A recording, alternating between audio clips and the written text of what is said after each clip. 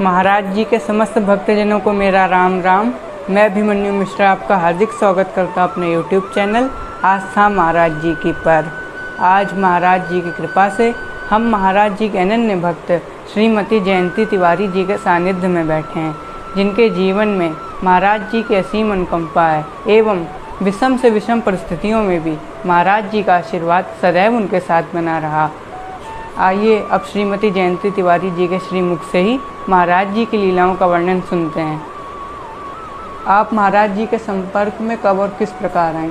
महाराज जी के चरणों में सादर नमन। महाराज जी से जो मेरा परिचय हुआ बेटा, तो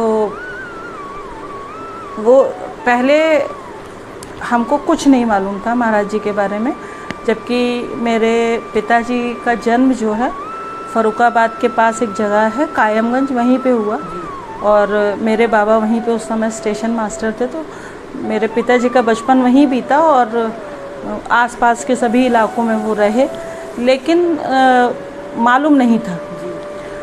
तो क्या हुआ कि 1994 में हम लोग हम मेरे हस्बैंड और मेरा बेटा छोटा था, बहुत छोटा था उस टाइम पे, तो हम लोग नैनीताल गए थे घूमने के लिए। नैनीताल, रानीखेत, अल्मोड़ा वगैरह घूमने के लिए गए थे। तो वहाँ पे हम लोग काठ गोदाम से सीधे पहले रानीखेत जा रहे थे, तो बस के द्वारा जा रहे थे, रोडवेज की जो बस होती है उससे जा रहे थे। तो रास्ते में जब अल्मोड़ा के पहले ही कैंची धाम पड़ता है, तो कैंची धाम तब तो हमें मालूम ही नहीं था, ना बाबा के बारे में कोई जानकारी थी ना कुछ भी था। तो रास्ते में जब ये मंदिर देखा हमने बस की खिड़की से, तो हमको ऐसा ये आकर्षण सा हुआ कि हम उतर जाएं इस मंदिर में और इस मंदिर में जाके दर्शन करें। हमको ये भी नहीं मालूम था किसका मंदिर है, क्या है, कुछ नहीं, लेकिन इतना ज़्यादा प्रबल आकर्षण था कि बस ये लग रहा था कि किसी तरह से बस रुक जाए और उतर जाए। लेकिन रोडवेज़ की बस थी, रास्ते में रुकने का कोई नहीं था। तो जब तक वो मंदिर आँख से ओझल नहीं हुआ तब तक उसको देखते रहे और फिर उसके बाद फिर भूल गए उसको। फिर जितने दिन वहाँ पे 2-4 दिन जो भी रहे, नैनीताल, रानीखेत, अल्मोड़ा वगैरह घूमने हम लोग गए थे, तो हर दुकान में वहाँ पे ज़्यादातर दुकानों में बाबा का, महाराज जी का चित्र रहता है, लेकिन तब भी जानते नहीं थे कि कौन है। और ये देखते थे कि होंगे, कोई होगा जो भी है। लेकिन उसके बाद फिर आए और आकर के वही कि अपने घर और हम एक इंटर कॉलेज में, गर्ल्स इंटर कॉलेज में प्रिंसिपल थे, तो वहाँ पे हम ये सब अपने भूल गए कि ऐसा कुछ हुआ था। घटना दिमाग से धीरे धीरे करके विस्मृत हो गई।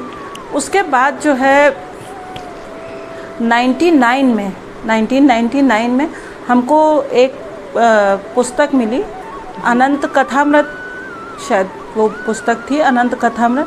तो वो हमें देखने को मिली और उसके पीछे का जो पन्ना था, जो बैक कवर था उसका, उसमें जो है वो कैंची धाम की फ़ोटो थी। तो हमने जैसे ही उसको देखा तो हमको ये लगा कि अरे ये तो वही मंदिर है। तो हमने कहा ये तो वही मंदिर है। तो हमसे पूछा लोगों ने कि कौन सा मंदिर, क्या पूरा विवरण पूछा। तो हमने बताया कि ऐसे से हम घूमने गए थे और वहाँ पे हमको इस तरीके से मंदिर लगा और हमको ये लगा था कि इस मंदिर में हम उतर के दर्शन कर लें, लेकिन क्योंकि रोडवेज़ की बस में थे तो कोई उतरने का सवाल ही नहीं था। और लौटते टाइम में हमको लगता है कि फिर ध्यान नहीं हमको कि क्या हुआ। तो फिर जो है शायद ये लौटते टाइम हम लोग कैंची से नहीं आए थे, क्या था, कुछ भोवाली से होके आए या जो भी है, तो हमको ध्यान नहीं। तो हमने कहा तो वही मंदिर है। फिर वो किताब हमने पूरी पढ़ी, वो जो पुस्तक थी अनंत कथामृत, उसमें जो है छोटे छोटे महाराज जी के घटनाओं के प्रसंग लिखे हुए थे और ये थे। तो फिर मेरा आकर्षण बड़ा प्रबल होता गया महाराज जी के प्रति। और जिस विद्यालय में हम लोग थे वहाँ पे सभी लोग लगभग महाराज जी के भक्त थे, सारा हमारा स्टाफ जो था सब लोग भक्त थे। और बहुत सारी छोटी छोटी घटनाएं होती थी। जब आप एक लड़कियों के इंटर कॉलेज में हो तो उसमें बहुत सी बच्चों के साथ होती, कभी किसी बच्चे की तबीयत ख़राब हो गई, कभी कुछ हो गई। तो हमारे जो स्टाफ में जितने टीचर्स थी तो उनका सबका ये था कि जब भी कुछ होता था तो बस बाबा ठीक कर देना जल्दी से, ये हमारी समस्या निपटा देना, और सभी लोग ऐसा करते थे। तो उस तरीके से वो तो छोटी छोटी घटनाएं थी, मगर उनका ऐसा कुछ ये चीज़ नहीं थी कि हम उसका करें। 99 में ही मेरी एक मामा की बेटी थी, उनकी थोड़ा सा वो हमसे आयु में बड़ी थी 6-7 साल, मगर उनसे मेरा लगाव बहुत ज़्यादा था, बहुत ही ज़्यादा लगाव था। तो उन्होंने उनकी दुर्घटना में मृत्यु के बाद हम बहुत ही ज़्यादा कहना चाहिए कि डिप्रेशन में जैसा चले गए थे। तो वो लेकिन जब अनंत कथामृत पढ़ते थे तो उससे हमको बहुत ही उस सब से उबरने में बहुत मदद मिली। तो हमारा ये था कि हम जो है वो पुस्तक अपने साथ ही लेके सोते थे, फिर सालों हम उसको लेके सोए अपने साथ। और बाद में जो है वो हमने फिर नहीं, बाद में थोड़े दिन बाद फिर वो वहीं पर रहती थी। मगर जब भी मेरे साथ कोई समस्या आती थी, कुछ भी होता था, तो मेरा ये हमेशा का ये था कि हम जो भी कुछ समस्या आई तो हम बाबा का ध्यान करके और वो पुस्तक खोलते थे तो हमको वही पन्ना मिलता था और उसमें वही जो मेरी समस्या होती थी उसका समाधान लिखा रहता था। जो उसमें प्रसंग होता था वो मेरी समस्या से मिलता जुलता और उसका समाधान रहता था। तो इस तरीके से करके कुछ समय बीता और धीरे धीरे करके जो है बाबा के प्रति हम भक्ति तो उसको नहीं कहेंगे कि भक्ति वाली बात, हमको तो ऐसा लगता है जैसे बाबा मेरे अपने बाबा हैं। वो इस तरीके से प्यार जैसा जैसे कह सकते हैं, उनसे उनके साथ लगाव प्यार इतना ज़्यादा था। फिर उसके बाद 2006 में दिसंबर में हम लोग अपने जो हमारे स्कूल के बच्चे थे, मतलब लड़कियां थीं, उनको लेके हम लोग वृंदावन के टूर पे गए। उसके पहले कानपुर के जो भक्त थे तो उन जितने भी भक्त जिनके बारे में मालूम था तो हमारे जो विद्यालय के प्रबंधक जी थे उन्होंने पता किया और एक स्वर्गीय श्री गुरुदत्त शर्मा जी थे, हम लोग उनके घर पे गए, उनसे मिले, बहुत अच्छे से उन्होंने हम लोगों को सब चीज़ें बताई और उन्होंने ही हम लोगों के जाने का वहाँ पे आश्रम में रुकने का बच्चों को लेकर के प्रबंध किया। तो उस समय बाबूजी के जो महाराज जी के जो पुत्र थे, बाबू जिनको हम लोग कहते थे, तो वो वहाँ पे थे। तो उन्होंने बिल्कुल हम लोगों का सारा जाने का बच्चों का इंतज़ाम किया और हम लोग बच्चियों को ले करके बस से वहाँ गए। फिर वहाँ वृंदावन में बहुत सी छोटी छोटी घटनाएं हुई। एक बार गए तो पागल बाबा के मंदिर में गए और वहाँ पे वो काफ़ी सीढ़ियाँ हैं ऊपर तक बनी हुई, तो उसमें बच्चे सब दौड़ने लगे तो एक लड़की के पैर में चोट लग गई। अब वो रोने लगी और तो फिर उसको जैसे ही थोड़ा सा प्यार व्यार किया और उसको पैर लेके मोच आ गई उसके पैर में और कि अब मैम हम कैसे चलेंगे, कैसे घूमेंगे, क्या करेंगे। और हम लोगों ने महाराज जी के नाम लिया, बाबा से बोला कि नहीं इसको ठीक कर दिया और बस अगले दिन सुबह उसका पैर बिल्कुल ठीक नॉर्मल हो गया। ऐसे करके एक बार जा रहे थे तो बरसाने जा रहे थे, तो बरसाने जाने में जो है एक लड़की की तबीयत अचानक से ख़राब हो गई और गांव था वो कोई, तो गांव में जो है अचानक से कोई एक घर से जो है वो निकल आए, बस हम लोगों ने खड़ी कर दी थी उसको, उल्टी और आने लगी, इसने कुछ खा लिया था तो कुछ उसको समस्या हो गई थी।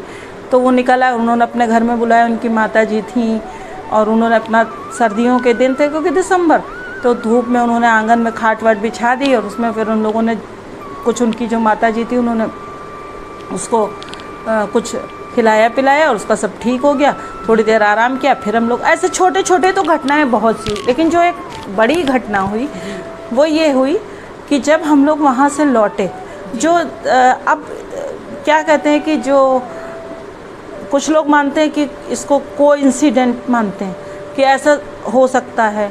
अगर आप चमत्कार मानना चाहो तो आप उसको चमत्कार मानो, लेकिन ये है कि ये आपके अपने विवेक पे निर्भर करता है कि आप उस घटना को क्या किस दृष्टिकोण से देखते हो, है ना, क्योंकि हर व्यक्ति का सोचने का तरीका अलग होता है।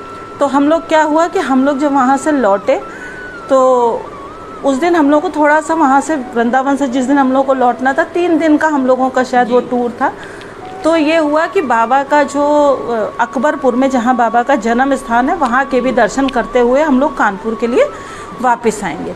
तो लौटने में हम लोगों को देर हो गई, वहाँ पे खाना वाना खाने में और सब करने में।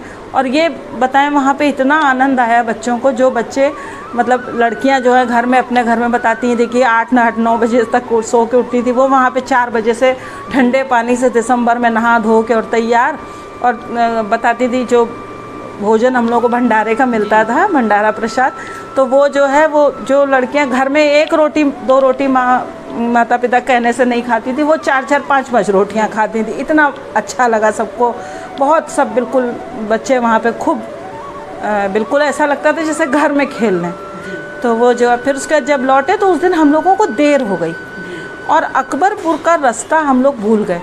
तो जब अकबरपुर हम लोग जाने के लिए रास्ते में जो ड्राइवर था उसने बस किसी गलत रास्ते पे मोड़ दी और जो वहाँ पे वो ले गया वो खेतों की तरफ ले गया और खेतों में जो है वो खेतों में उसने बस मोड़ दी। और उस समय दिसंबर में हमको इतना ज्ञान नहीं है कि कौन सी फसल होगी, लेकिन खेतों में पानी भरा हुआ था, पानी लगा हुआ था मतलब खेतों में। तो इसका मतलब कोई ऐसी फसल थी, शायद चावल होगा या जो भी है, और मेड़े थी।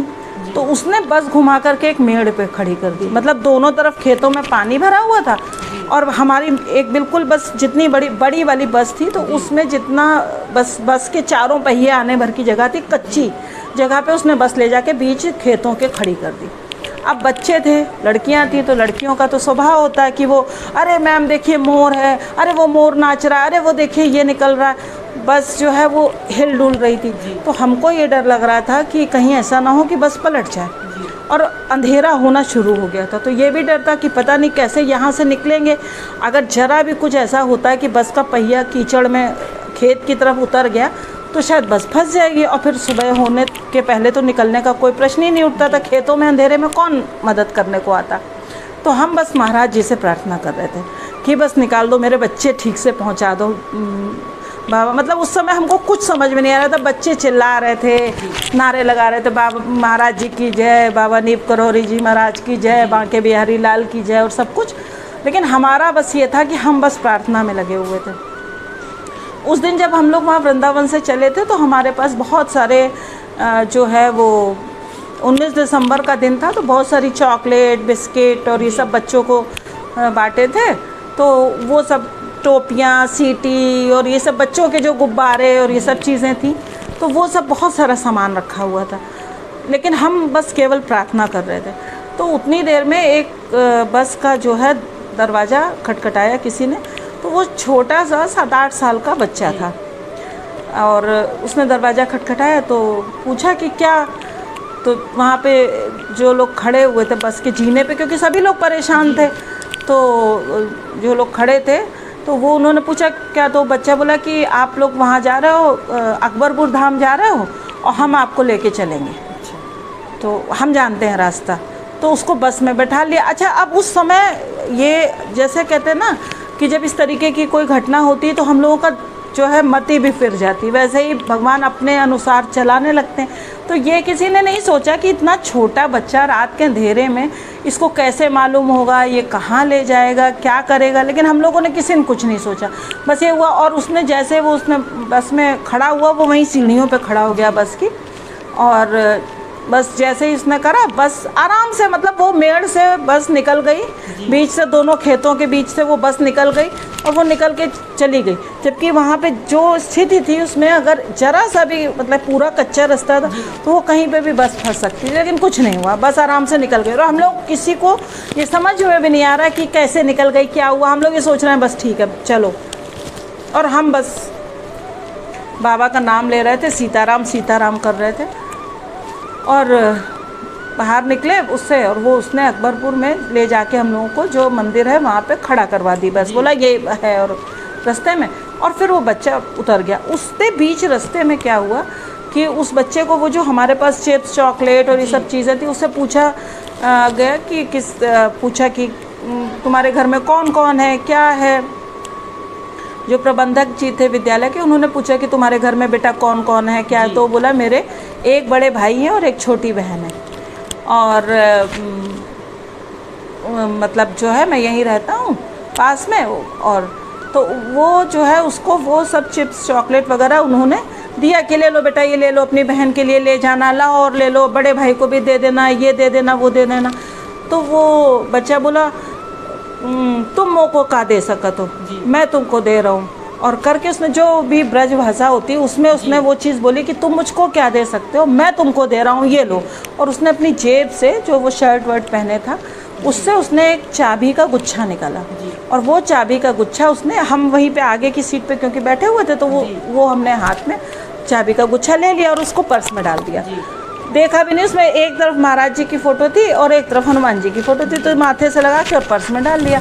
बात ख़त्म हो गई। हम लोग वहाँ पहुँचे, वो बच्चा उतर गया जैसे ही बस रुकी, क्योंकि वो दरवाजे पे खड़ा था, जैसे ही गेट खुला वो उतरा और फिर वो कहाँ चला गया हम लोगों को नहीं पता। ना किसी ने, हम लोगों ने सोचा कि वो बच्चा कहाँ चला, ना उसने चिप्स चॉकलेट कुछ नहीं लिया, बच्चा चला गया।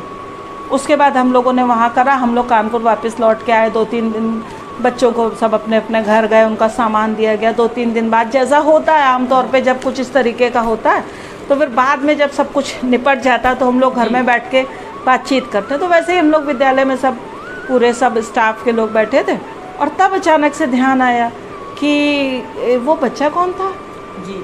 इतना छोटा बच्चा गांव में बीच खेतों में, और जब अंधेरा हो रहा था, सर्दी की रात थी, तो वो एक गांव से दूसरे गांव, जो भी लगभग वहाँ से आधे घंटे 45 मिनट का रास्ता था, वो वहाँ वो क्यों गया और वहाँ जाके उतर गया, उसके बाद वो पता भी नहीं लगा। फिर वो अपने गांव कैसे वापस गया, वो कौन था। जब ये चीज़ सोची गई तब फिर हम लोगों को लगा कि कोई नहीं, वो महाराज जी स्वयं थे जो हम लोगों की बच्चों की रक्षा करने के लिए आए थे, और वो हम लोगों को जो है और एक उपहार के स्वरूप में वो चाबी का गुच्छा दे करके चले गए। और वो गुच्छा मेरे पास है अभी भी, ये तुमको दिखाते हैं। ये है वो गुच्छा उसने दिया था, क्योंकि बहुत दिन हम इसको अपनी चाबी में डाले रहे, तो इसलिए जो है ये है वो गुच्छा।